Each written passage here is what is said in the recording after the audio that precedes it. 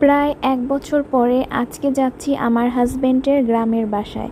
অনেক দিন হয়ে গিয়েছে, যাওয়া হয় না। আর আমি তো এবার সিলেটেও এসেছি অনেক দিন পরে। তো চলে যাচ্ছি হঠাৎ করে প্ল্যান করে। আর এখানে যাওয়ার সময় একটা ভিডিও নিচ্ছিলাম।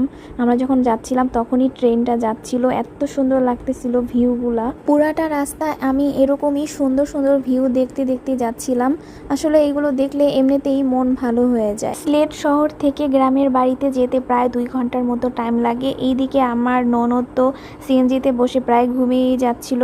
আর এই যে ব্রিজটা, এই ব্রিজটা মনে হতেছিল যে মাদারীপুরেরই কোনো একটা ব্রিজ, মানে ওই রকমই লাগতেছিল। আর প্রতিটা রোডই দেখতে অনেক ভালো লাগতেছিল। ভিউগুলা আসলে এত সুন্দর, সামনাসামনি না দেখলে কেউ আসলে বুঝবে না। এই তো সুন্দর সুন্দর ভিউ দেখতে দেখতে চলে আসলাম গ্রামের বাড়িতে। আসলে আমরা আজকে যে গ্রামের বাড়িতে আসবো এটা কাউকে জানানো হয় নাই, কারণ আজকে আমার একটা ননদের বার্থডে। তো ওরে সারপ্রাইজ দিতেই মূলত হঠাৎ করে ডিসিশন নিয়ে চলে আসলাম।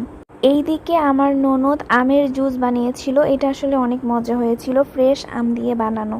আমরা না বলেই চলে গিয়েছিলাম, তারপরও ওরা একটার পর একটা নাস্তা দিতেই ছিল একটু পর পর। এই তো এখানে নবাবী সেমাই আর পুডিং, এটাও আমার ননদই বানিয়েছিল।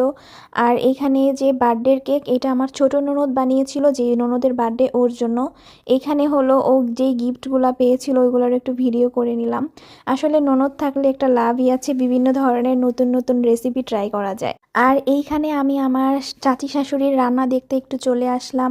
আর তারপরে আমরা চলে যাই ডিনার করার জন্য। এখানে আমি ডিনার করতে বসে যাই। আর আমি তো ঝাল পছন্দ করি, এর জন্য আমার চাচি শাশুড়ি আমাকে ইচ্ছামতো মরিচ দিয়ে দিল যেন আমি ঝাল খেতে পারি। আর তারপরে পরের দিন সকাল হয়ে যায়। আর সকাল হওয়ার পরে আমি চলে আসি বাড়ির পুকুর পাড়ে। বাড়ির সাথেই পুকুর, আর আমার পুকুর পাড় আসলে অনেক ভালো লাগে। আর এই দিকে হালকা হালকা বৃষ্টি থাকার কারণে আমরা চলে যাই বাসায়। আর সিলেটের একটা কমন বিষয় হলো এইখানে একটু গ্রাম সাইডে যে বাসাগুলো হয় এইরকমই লম্বা করে বড় করে উঠানো থাকে।